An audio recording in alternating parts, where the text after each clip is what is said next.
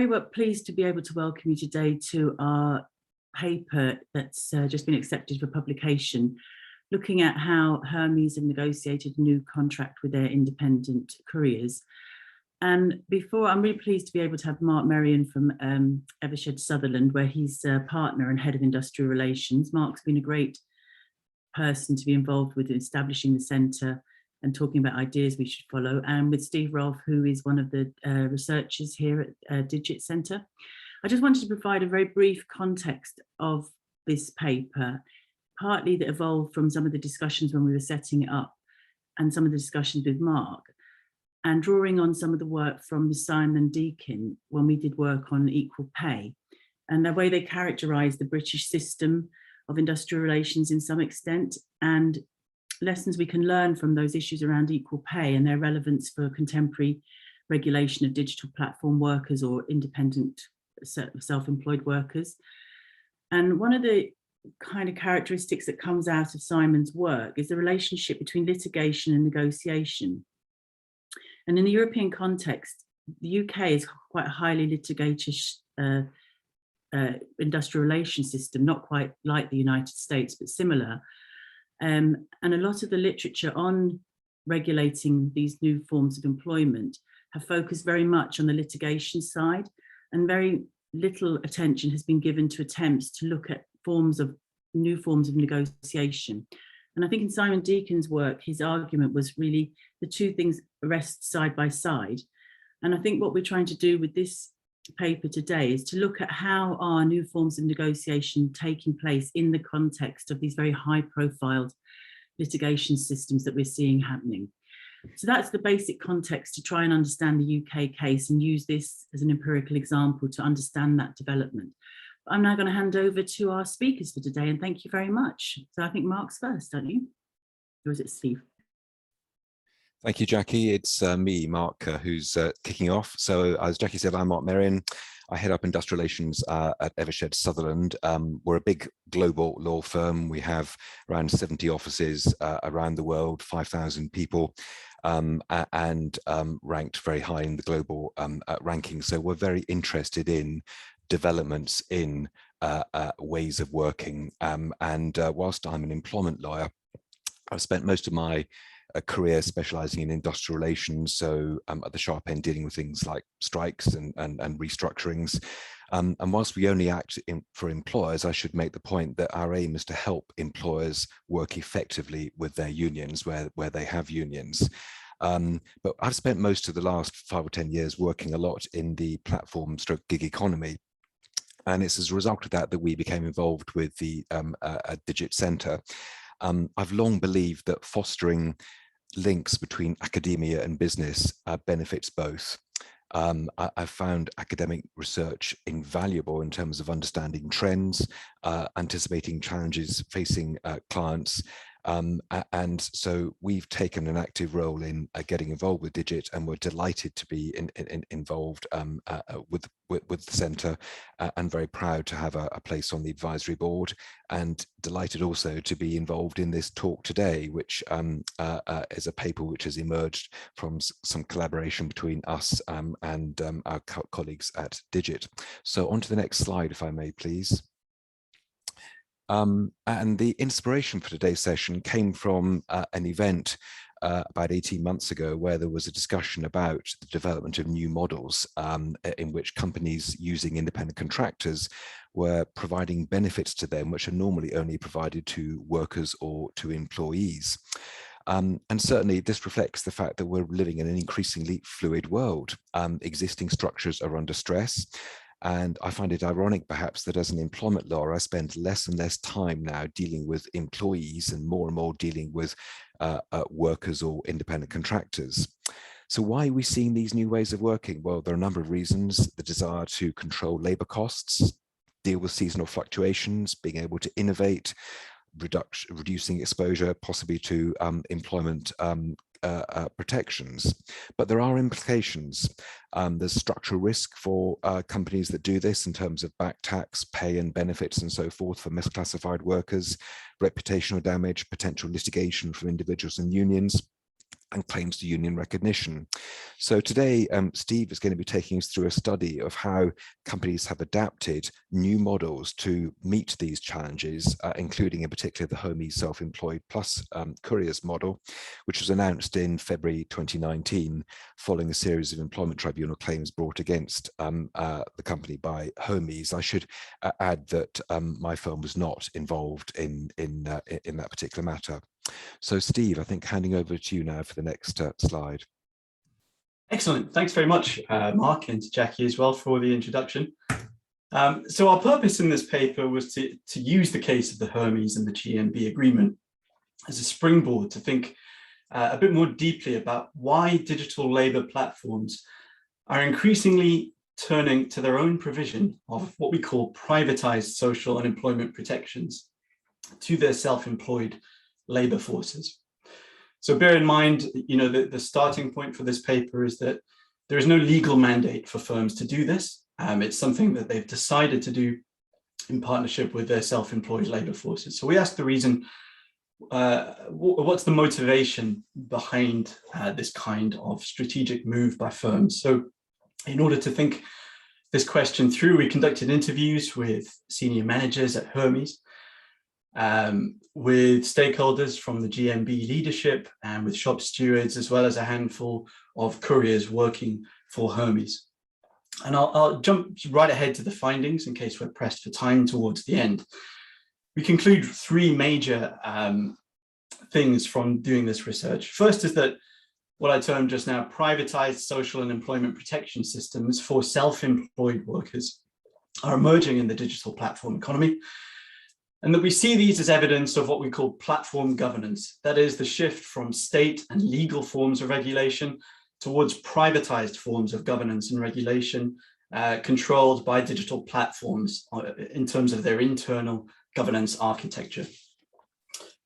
Second is that such systems provide symbolic, but not necessarily full compliance with the law as a means of negating legal claims and preserving platforms' digital architectures as spaces in which platforms alone are able to govern rather than being encroached upon by legal regulatory bodies.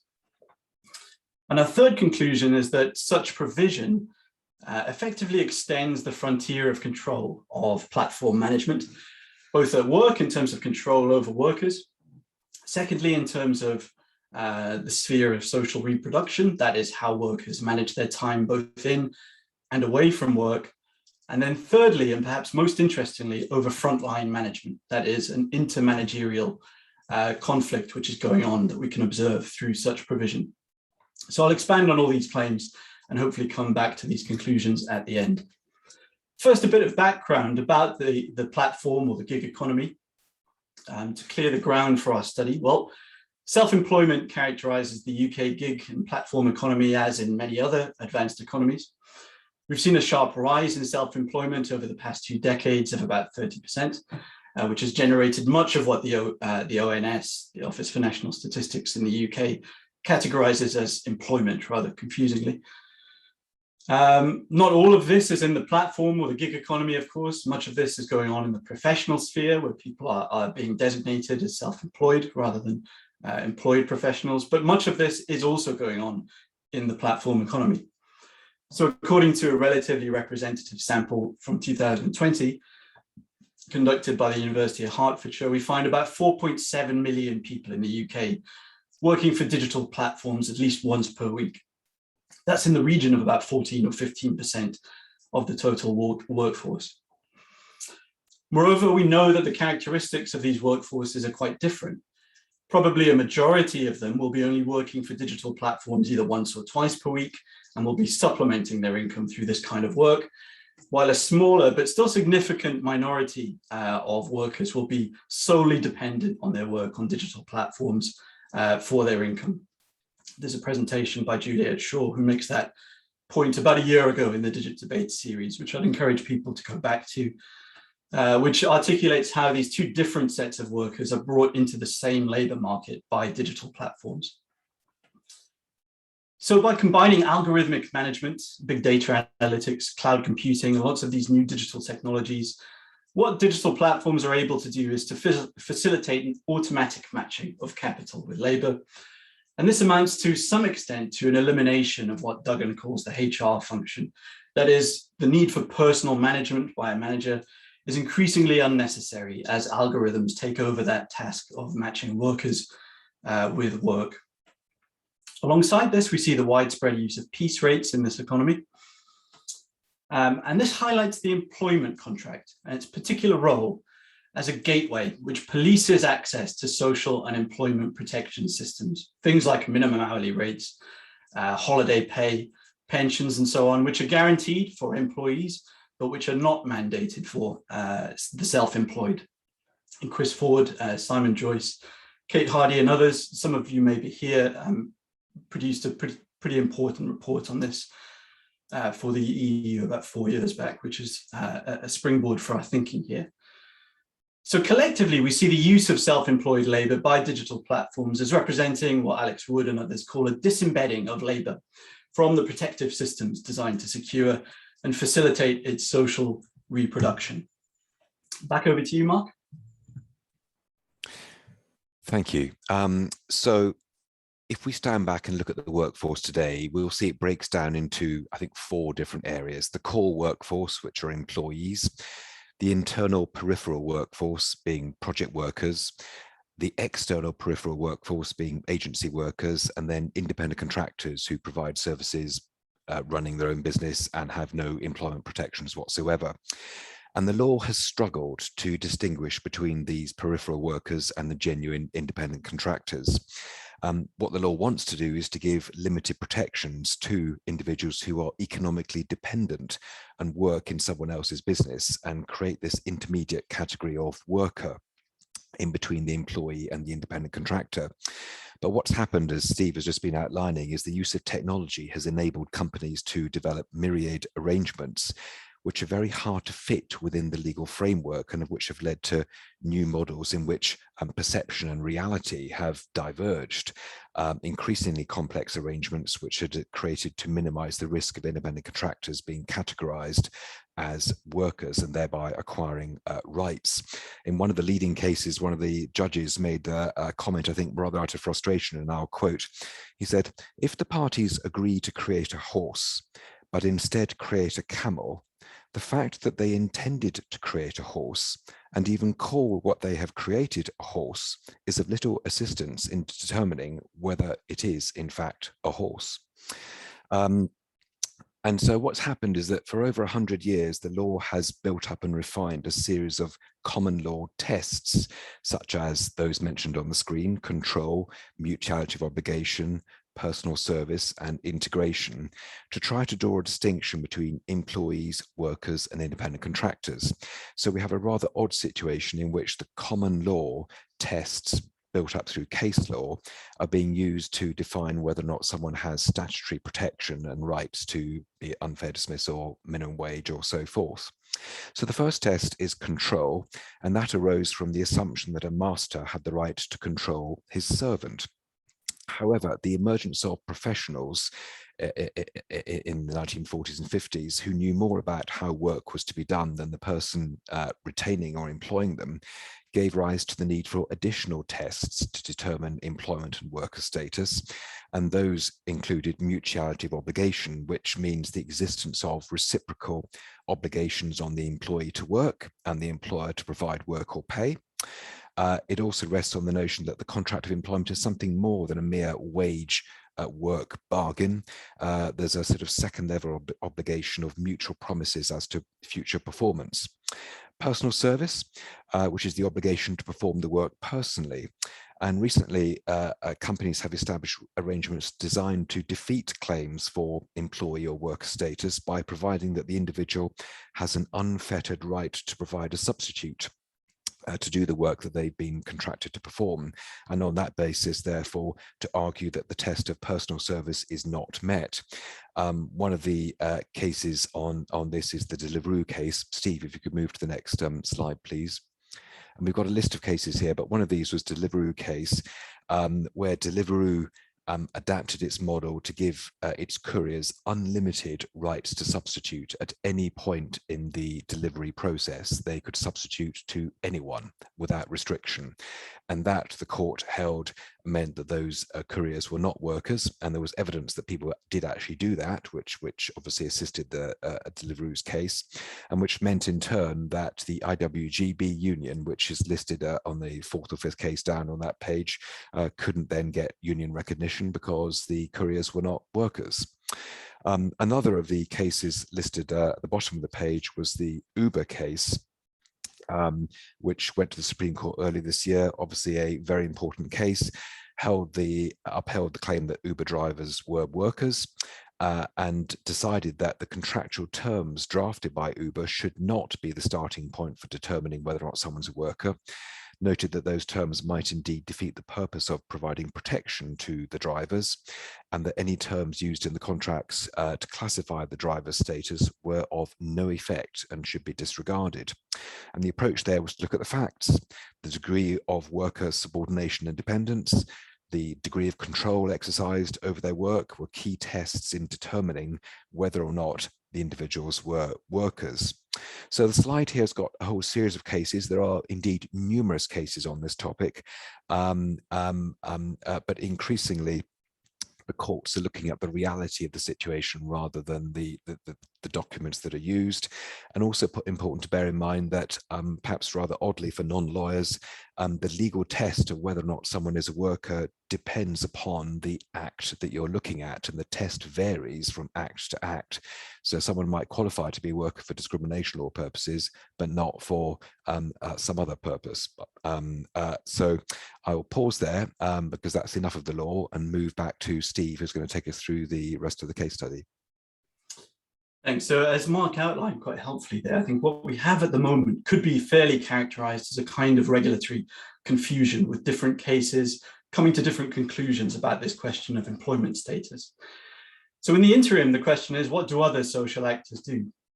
And in particular, what do platforms do in this context? And what we find, and we run through a list of these in the paper, is that there is an increasing turn to the provision of what I termed earlier privatized social and employment protections by digital platforms. So aside from the case of Hermes, which I'll discuss shortly, which offers hourly minimum wages in line with employment status to its self-employed couriers, union recognition and holiday pay, we find other examples. Uber, prior to the Supreme Court judgment, which Mark just discussed, was offering AXA insurance provision for things like pay for parental leave, very minimal parental leave, but something nonetheless. 15 days of sick pay, compensation cover for industrial injuries. In the US, further afield, we find that in response to the AB5 dispute in California, firms like Uber, Lyft, DoorDash, Instacart, and others instantiated similar kinds of privatized SEP systems in response to the success of Proposition 22, which exempted them from AB5, from converting their self-employed couriers to employee status. And then finally, in the UK, in the courier sector, more specifically, we find firms like DPD, Deliveroo, Hermes, and several others who I haven't listed, launching COVID-based sick pay and pay for self-isolation in the spring of last year. So again, just to emphasize, none of these systems are mandatory or legally required. They're all instantiated at the choice of platforms. So once again, we ask why this is happening. So to turn to the case at hand, we look at Hermes. Hermes is interesting, and it does have some characteristics of a traditional firm. It owns 10,000 vans, heavy goods vehicles, and it employs about 3,000 direct employees. But its final mile operations are entirely or almost entirely outsourced and carried out by independent contractors, about 15,000 until a year or so ago, and 20,000, so a big increase during the pandemic, putting the ratio of self-employed to employees within the firm at something like 7 or 8 to 1. These self-employed couriers collect parcels from outsourced sub-depots, local sorting and collection sites, which are leased and operated by self-employed contractors, called sub-depot controllers. They mostly own and are responsible for their own vehicles, and they sign open-ended service provisions with Hermes to provide cover for particular geographical rounds, and are paid a piece rate per parcel, traditionally were. That's become somewhat more complex, as I'll discuss. So what does the agreement that we looked at in those first few slides with the GMB look like? So the contract, I'll remind you, is called Self-Employed Plus. And that, which has been in place for almost 2 years now, offers 4 weeks of holiday pay to couriers, which they can book in advance, minimum hourly rates in line with employment law, and a number of other benefits I'll run you through shortly. And this was rolled out to all new joiners as of about 1 year back. And existing couriers with Hermes are also being transitioned onto the new contract as we speak. The second plank of the agreement was a union recognition agreement.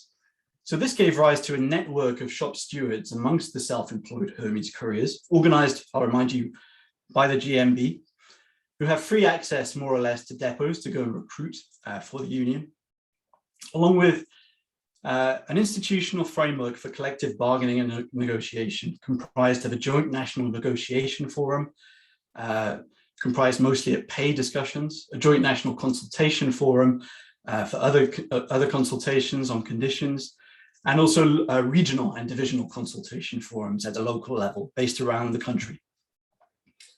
So just to emphasize what this agreement looks like in practice, what we have here is the 3 de jure employment categories in the UK that Marc talked us through before. We have employees, workers, and the self-employed. And then over on the right-hand side in the SE plus column, we have the distinctions between the self-employed categories and the new contract that was negotiated with Hermes. So the differences that we see are, first of all, sick pay, in some ways an addendum to the original agreement that was brought in during COVID. We see a minimum hourly wage in line with the national living wage for employees, paid according to top-ups. So if couriers don't make the living wage on any given day, their pay is topped up by an algorithm. One aspect of this is that Hermes uses mapping and time routing software in order to match how many hours a courier should be working in terms of their delivery rate with how long it actually took them. So if couriers are delivering according to the algorithm too slowly, then it may be that they don't make the hourly minimum rate in practice. And this is a source of some contention. Third is this question of paid annual leave. So again, 4 weeks are bookable by couriers. This wasn't possible at all before. Couriers had to find their own substitutes. That's no longer the case. For 4 weeks every year, managers take responsibility for finding replacements for couriers who are on paid annual leave. We find a limited application of health and safety protections whereby the union is brought in to adjudicate on any issue that a worker raises, whether in a depot or out on a delivery round, and to decide whether there are any recommendations to make to the company based upon an incident which has been reported by a courier. And then finally, we have the right to union recognition, which of course isn't necessarily guaranteed amongst the self-employed, unlike employees and workers. So what lessons can we draw from the instantiation and the rollout of this contract? First of all, we conclude that there is evidence here of what we call the rise of platform governance and the distinct characteristics I alluded to at the beginning of the talk of platforms as opposed to traditional corporations, whereby platforms increasingly appropriate governance capacities from states and bring them in-house. So as Cohen argued 2 years ago, platforms have increasingly taken on the mantle, not of deregulation or just pure privatization, but instead of managerial re-regulation within the platform itself to prevent different institutional configurations from emerging. That is, to ward off states and regulatory bodies from intervening in the platform economy.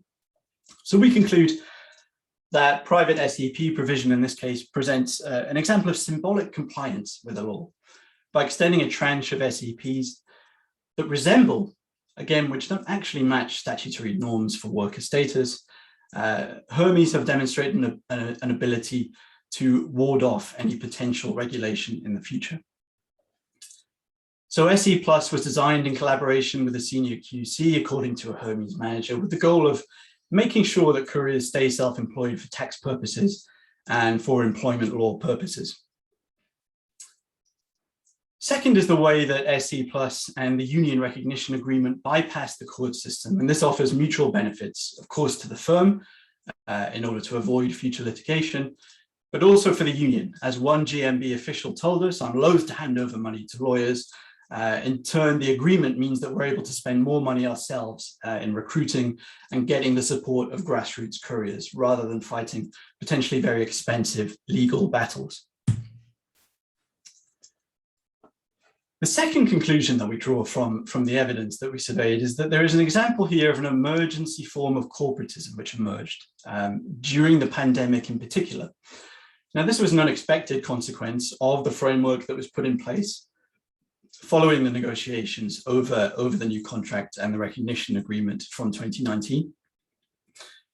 So we find that as soon as the pandemic hits in March of 2020, the JNCF, that's the national conditions body, negotiation body, moves its quarterly meetings between the union leadership within the firm and senior management to weekly Monday morning conference calls. These are the first thing that both senior management at Hermes and the union shop stewards and officials do every Monday morning, is to get together and discuss problems with fulfillment within the firm and how they can be resolved in tandem with workers, couriers, and management working together. So we find a network of shop stewards which was reporting from the grassroots in real time problems experienced, reporting them up through the regional divisional forums and up to the national level on a weekly basis. And that led one union official to say that the GMB is years ahead of where we thought we would be. And one of these has been the complete and utter collaboration of senior management in turning Hermes around in terms of its responsibilities to workers and the organization of the business.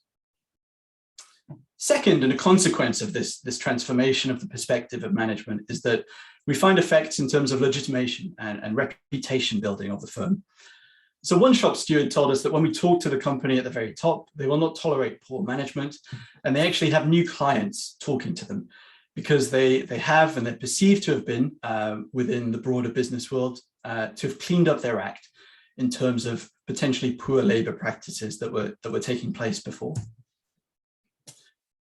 The third conclusion that we draw from the evidence is that the private SEP provision that SE Plus and the Union Recognition Agreement represent is a means of refining managerial functions.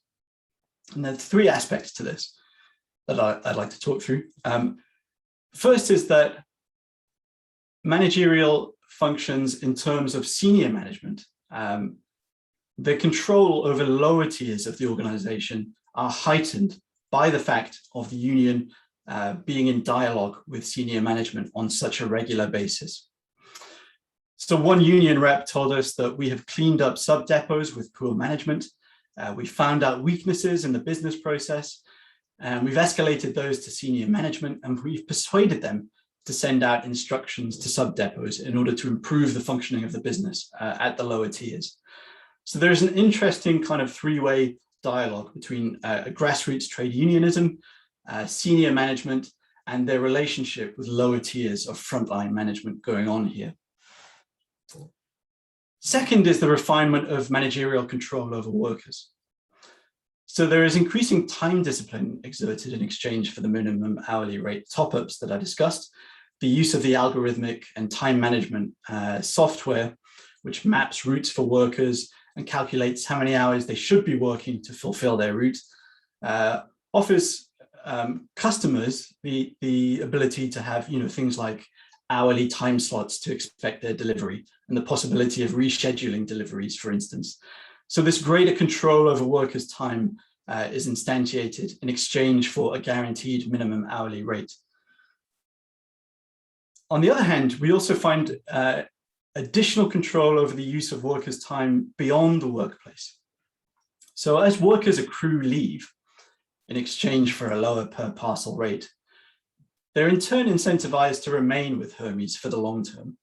So churn of workforces is a big problem in such platform and gig economies. It's quite difficult for firms to keep hold of workers. despite the relatively high level of tacit, if not formal, skills that they have. So by banking leave in this way, and then being able to use it after a certain number of months, we find that, and not just us, but senior management finds that it's possible to accrue leave in this way, and in turn, couriers feel more engaged and have less churn. So there's less turnover of the workforce. So this process of rationalization means that cover for couriers is guaranteed, and we find in turn fewer missed deliveries where couriers are expected to find their own cover. So a few brief conclusions, and then we'll turn to a discussion. Firstly, we find that the platform of the AI-based managerial model reduces costs for firms, and that's an obvious incentive. But it comes at the cost of reducing direct and flexible managerial control, and it often, as I just said, comes at the cost of higher turnover of workforces who are less engaged with the firm and with management. So in our view, SE Plus and other analogous systems represent a way to mitigate this problem, or these interrelated problems, by attempting to retain a long-term semi-skilled workforce who are loyal to the firm, at the same time as it deflects regulatory threats from the courts, from governments, and from unions who may want to litigate over employment status. And it finally has this positive side effect of rationalizing the business in multiple different ways, including by mobilizing an engaged grassroots trade unionism against lower and middle management, which previously was potentially beyond the reach of the firm because of the subcontracting structure that it uses. And then finally, by exerting greater control over couriers' use of time, both on and off the job. So in terms of broader conclusions, I think we can say that digital platforms are now obviously innovating new forms of non-legal, non-binding SEP provisions, which have both benefits and drawbacks for multiple different stakeholder groups. They remain patchwork and contested, and I think policymakers should be aware of the firm-based nature of such systems. But on the other hand, I think it's worth considering the new terrain which is emerging, on which trade unions are increasingly operating.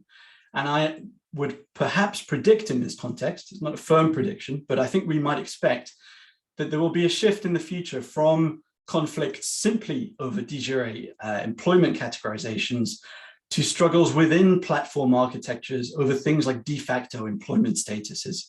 That is the kinds of non-legal, non-binding intermediary categories that firms like Hermes and others are creating. So I'll leave things there for now. We'll go to questions. Thanks very much for listening. Thank you very much, Mark and Steve. I thought that was an excellent presentation. Has anybody got questions they'd like to ask? If not, I can crack off with some. And if you have any questions, if you'd like to put them in the chat, and then we can follow them. Oh, Simon, you got your hand up first of all. So let's go over to Simon Joyce at Leeds. Thanks, Jackie. I thought you got in there first, but yeah, thanks, guys. It's a really, really interesting case, and really nice to see lots of detail on how it's operating and also how it's evolved with COVID and so on. The question I've got really is just about how you interpret it, because what you set out in the introduction and in the conclusion was that this is a kind of new forms evolving, new forms of governance. As an old school industrial relations person, what strikes me about this is how familiar it is. That you know, to me, it looks much more like the emergence, the unpredicted re-emergence of well-known industrial relations practices in a platform setting. So it's actually, to me, it's more a story of the normalization of platforms becoming more like regular work, paid work. So the legal framework is different, but all the things that you said about the drivers for firms to improve conditions for workers above legal minimums, whatever that level of legal minimums is, are really familiar. So unions going over the head of bad local managements to senior management is really familiar.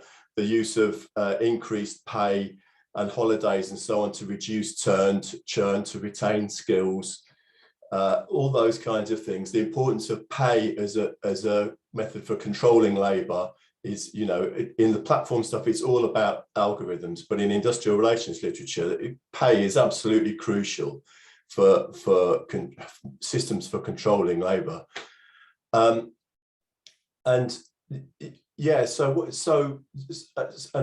the things that we've got there, like the committees that have been set up, the fact that it's called a negotiating committee is really unusual these days to have something like that. And it doesn't look to me so much like corporatism because there's no state involvement. It just looks like the companies realise there's lots of benefits in talking to the union. The union's found a way of exchanging better behaved workers for more pay and holidays. I just wonder why you didn't kind of, it's almost bigger news to me to say to the employment relations research community, this is not as new now as you thought it was going to be, than it is to say, oh, here it's all new. Everybody's saying it's all new. Isn't there an interesting story about the similarities between this and really long established forms of labour management and employment relations? So a bit long. Excellent question, Simon. I mean, that's partly when we had the introduction. I'm going to hand over to Mark and Steve if they want to say something in a minute. But I think one of the key issues from this case is addressing some of these debate about regulating platform economies that have very much focused on the high level of attention given to legal cases that have been very explosive in the media.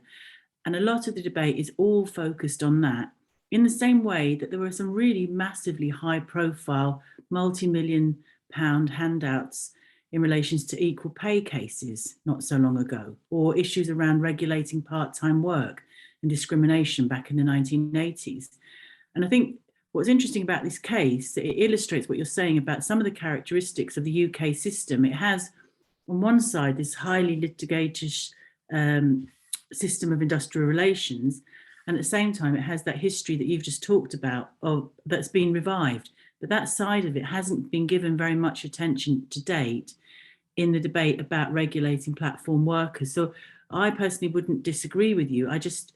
Because I think what we're seeing in the UK is very much, it's a reproduction of the way the UK system works. It's the two things act hand in hand. They just get different levels of attention as time goes by. And is it old wine in new bottles, potentially delivered to you from Deliveroo? But Mark and Steve, would you like to add anything to Simon's question there about, is it characteristics of the old system being seen? I think, thank you. Obviously, the behaviours, unions are there to further their members' interests and to improve their lot. And so to that extent, it is familiar, but it is also quite radical in the sense that you could say that unions are accepting a compromise situation in which the people they're representing don't have full employment rights, and the unions are perhaps going along or being complicit with that situation, which I think other unions may be quite critical of. So you're creating a hybrid which is inherently possibly a little unstable because it doesn't fit easily with the law. So I would imagine there may be tax or other implications in due course. I mean, what happens if everyone was to go this way? There would be implications for the government in terms of its tax take. And what happens if unions want to contemplate taking industrial action? What's the status of the individuals in that scenario in terms of balloting and their obligations in terms of, is there a breach of contract if they refuse to work or not? So there's it works if everyone wants it to work, but it's working outside of the existing framework, and therefore it depends a lot on goodwill. And it's great, it's a good news story in the sense that people have been working together to devise this, but I will be interested to see how sustainable it is and how long it how it develops going forward. So if they can make it work, that's fantastic, but there's still some questions to answer, I think. Good. I don't think I'll add anything. I was going to say something about tax, but I think Simon has a question in the chat about it, so maybe we'll let him ask. Yeah, there are two other questions first. Simon, do you mind if waiting to come back to it so I can let the other people speak first? So there's Deakins is a question, and then Sally Wright. I don't know who Deakins is. Would you like to? That is Simon. Is it Simon? It's just the family have taken over your Zoom, not called you a cute name. Yeah, the Judge Business School just believes in calling people by their names, like Deaconess. So I'm on the Judge Business School server somehow platform today. Yeah, no, thank you very much to Mark and Steve for this great presentation. So I was curious about, but maybe you've answered the question already. So if they're LIMB workers, then are they self-employed for tax purposes? And does that mean that they get some kind of fiscal benefit from not having, I guess, employee status for income tax purposes and avoiding paying, I imagine, tax at source? And is this somehow an attractive feature for all the parties, if that's true, of a LIMB worker status, that they get some employment rights, the minimum wage and working time and health and safety, presumably, and arguably also maybe the right to strike. But you know, they get fiscal benefits too, which employees wouldn't get, and that would seem an interesting kind of adaptation that the parties may have been aiming for this, you know, and that, to me, if that's true, doesn't suggest that the law's in any way kind of absent from this picture. If anything, it's a kind of interesting tailoring of the employment situation to this rather complex legal framework where you've got tax law and labor law playing a role. Yeah. And I think, and Steve, I think you might have mentioned this in the paper, that there is certainly in hand, if it's not already been implemented in France, an initiative, a legal initiative, to say that in effect, if the unions and the employer come together to create a hybrid arrangement, which is then in sense blessed by the appropriate government authorities, then they're allowed to go ahead and do it, and it becomes a sort of a formalized arrangement recognized by law. So it is possible, I suppose, that we may end up going that way, but I think we've got a little way to go yet. Steve, if I remember correctly. Yeah, that's right. And I think so the answer is basically yes, that they are considered as self-employed for tax purposes. And I think, you know, it's beyond the scope of this paper to do that, because we're simply looking at one case. But nonetheless, if the implications of our argument bear fruit, and this model is one which is likely to become quite generalized in the future, and I think there are reasonably good reasons to think so. We never know how courts will respond to these employment situations, of course, and the Uber judgment came as something of a shock. But again, its implications are probably years down the line in terms of how they feed through employment tribunals and so on. So I think in the meantime, it's quite likely that we'll see a replication of this across other attendant sectors. And there are actually quite significant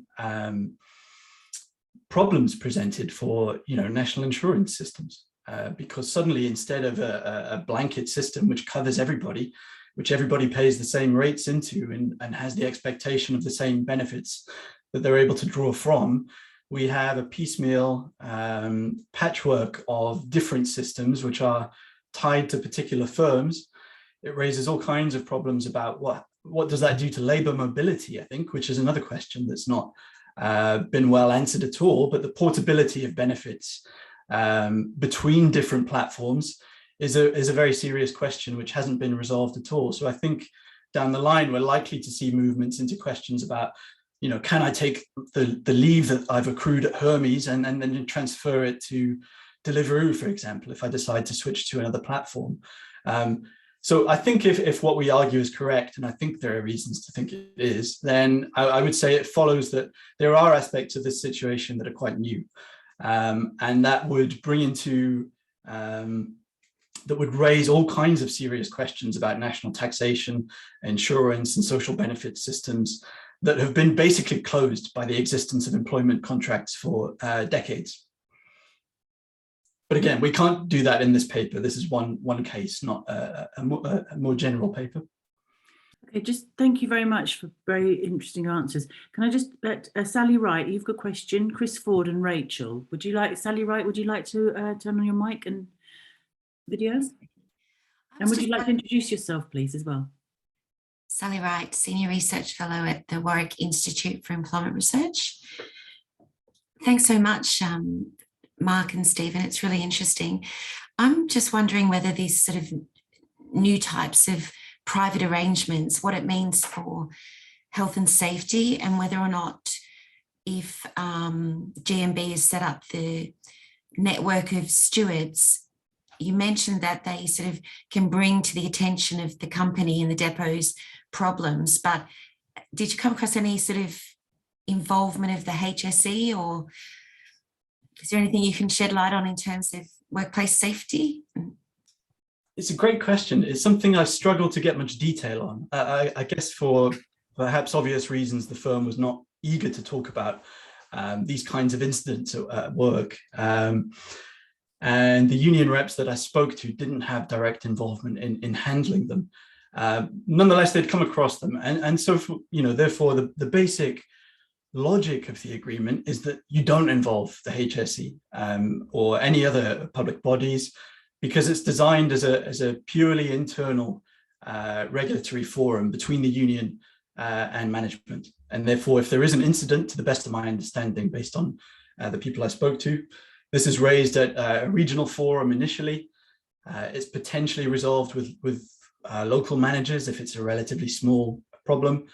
If it's considered by reps and the people involved to be very serious, then it can be escalated to the national body.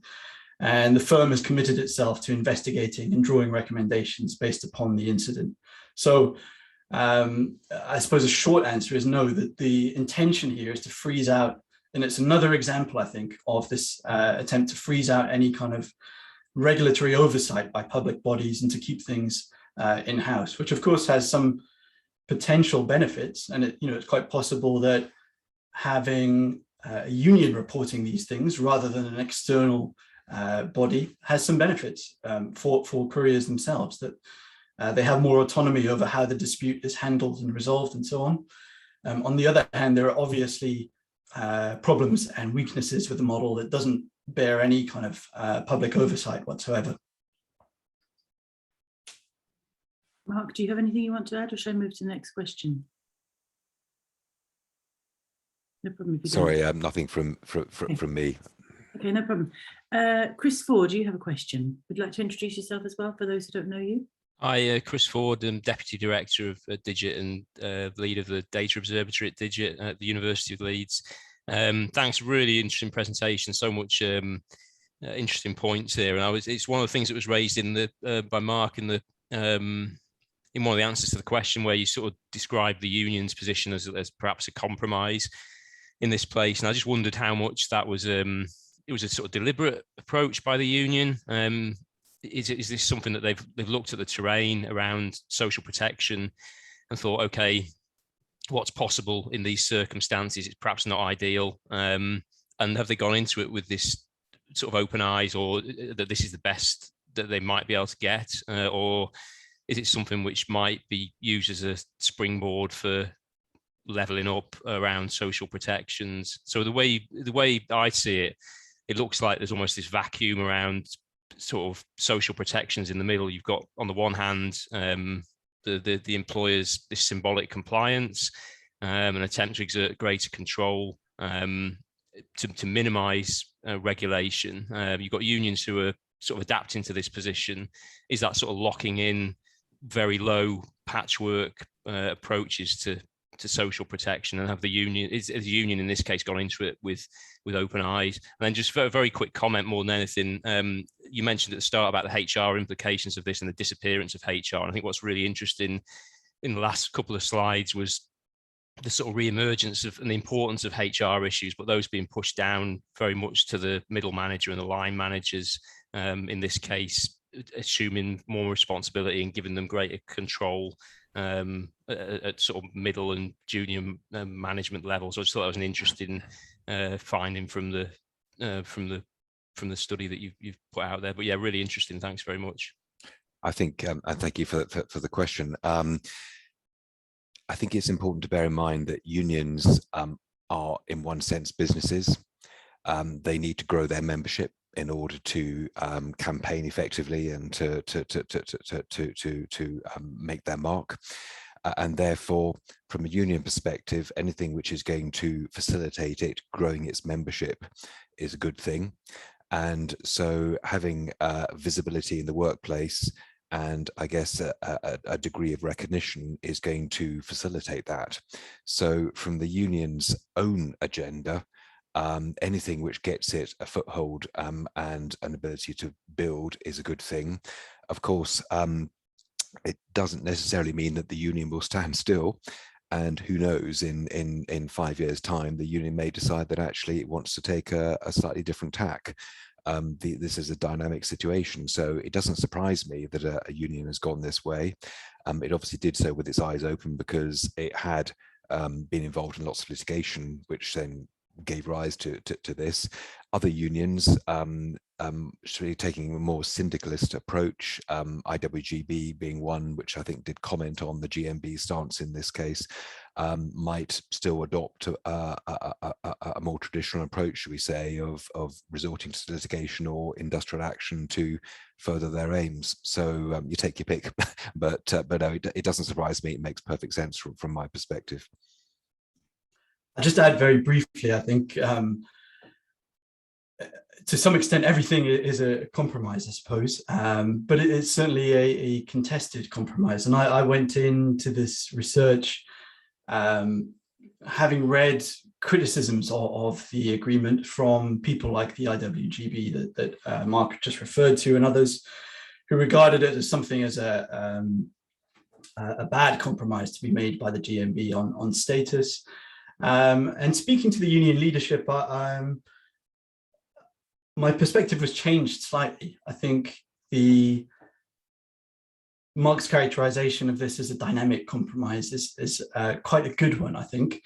So, it's opened up the firm to further recruitment by the union. So, just to preempt Rachel's question, the level of trade union organization within Hermes was pretty low, in fact, incredibly low. It was a relatively small handful of people that they recruited initially in order to be able to go to tribunal with, in the low hundreds. I think since then, and since the agreement was announced, I don't have the exact figures, I can't access them, but we're talking somewhere in the region of the low thousands, probably about 3,000 or so is my best estimate for how many are members of the union today. So this deal has really presaged a huge growth in union membership amongst the workforce inside the firm. So that's one dynamic element here, that the picture has been completely changed by this agreement. And by the fact that Hermes agreed to give the union free access to depots to recruit members.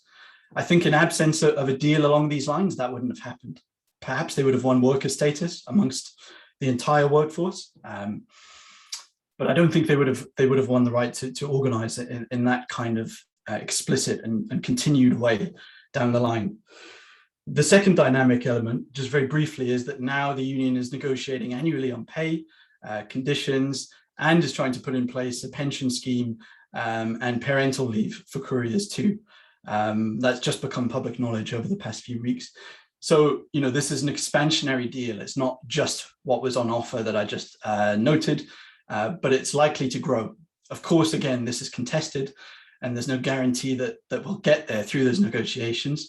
But it did give me a different perspective on whether this was just a bad compromise or a more dynamic one, which is likely to evolve over time and could potentially go either way in terms of whether it benefits more the firm or the union. But at the moment, it's I would say it's mutually beneficial, I think, to both parties. How long that can continue for is very much an open question. And just to quickly ride on the back of that, obviously things have moved on since the Uber judgment, so maybe that the union might have taken a different stance following that judgment. Also to bear in mind that a lot of individuals may quite like to retain the traditional status, and so to that extent, the union has to be sensitive to what people actually want in terms of their status. We shouldn't assume that everyone wants one particular thing. Thank you, Mark.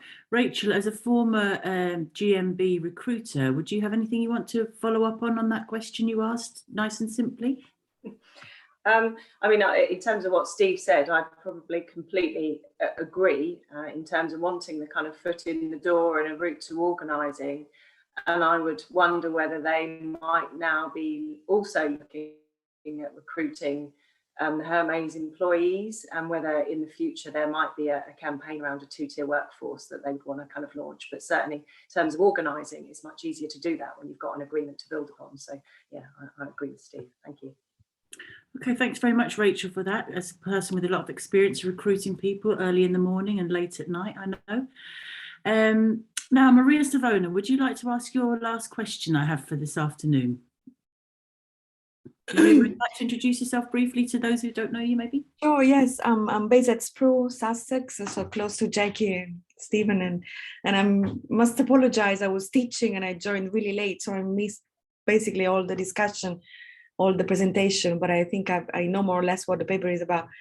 My question was related to other countries benchmarking the treatment of alternative work arrangements and platform workers, and whether there is in Northern country, if I'm not wrong, I think in Finland they have totally standardized the treatment, and I was wondering what's the role of the union in that particular case, or what's the voice of the union in that particular case. It might not make sense at all compared to what you said, but I was curious to see whether you had any international comparison. Do you have anything you want to add, Mark or Steve, or I could add something? Maria, Mark or no? I think Steve and I had debated the French model, which I think fits in with what you were just asking about, namely a way in which the state has either has or was about to intervene to authorize, so to speak, deals which are done between unions and businesses for hybrid arrangements. But I'm not aware off the top of my head of any other ones. Yeah, I think just to briefly note, there's something called a riders agreement, I think it's called, or a riders charter in Bologna, where you find lots of different platform delivery and courier and food delivery firms, that kind of thing, who have all signed up to this kind of social charter, which was facilitated by the municipal government there. And that, you know, provides some of the social and employment protections that we discuss in this paper. So I think we increasingly see experiments with this that are done not only on a firm level. That's our focus in this paper, about how the platform form kind of facilitates this kind of agreement. But elsewhere, yeah, we see municipal authorities and other kinds of regulatory bodies stepping into the mix. So I think the question of how lots of this stuff gets out of the hand of the nation state, and of course we also have things like the Digital Markets Act and so on in the European Union, and aspects of that might come to bear on these questions too. So the bleeding of some regulatory capacity away from the nation state into platforms, to municipal authorities, to supranational bodies, to, you know, potentially international trade union federations, to groupings of platforms potentially as well. I think all of these questions are opened up by these new kinds of arrangements. So I think that's certainly worth paying attention to. It's not just firms doing this, I agree. Without putting in a plug for a book we wrote a few years ago of work in the digital age, there are some really nice chapters by colleagues from Finland and other Nordic countries. And I mean, the Finnish case is very much one where there's a lot of contestation around this, with the unions very much opposed to the development digitalization. Many of the issues that they actually lost on were reductions in pay and benefits at a national level. So maybe the references, Maria, you're making are to some compromises that the government have gone back on now to try and encourage people to support these developments or improve them. But the chapters in that book are very nice because they show you that in the Nordic countries, there's very, very different ways of dealing with some of these developments. And I think the takeaway message is that these are really, I think I really like the paper because, apart from being involved in writing it, but because I think it illustrates the nature of this contestation and compromise and how it goes over time, takes different forms in different jurisdictions. So I think this is hopefully something for the future. We're running out of time, so I have to wind it up there, but I hope I've given everybody a chance that wanted to ask a question. There is a short poll there if you'd like to fill it in to say what you think about it. And can I remind you that next week we have Verena Weber, who is from the OECD, who's going to be coming and talking about issues of connectivity and policies to expand network coverage and quality. And having this eclectic mixture of contributions is to show issues of things like how do digital infrastructures affect the way people are able to connect, to work on these platforms, or to connect to other digital services or education, etc. So I hope you'll join us all next week when there'll be another exciting Digit debate. So have a great weekend whenever it comes next week. Cheerio.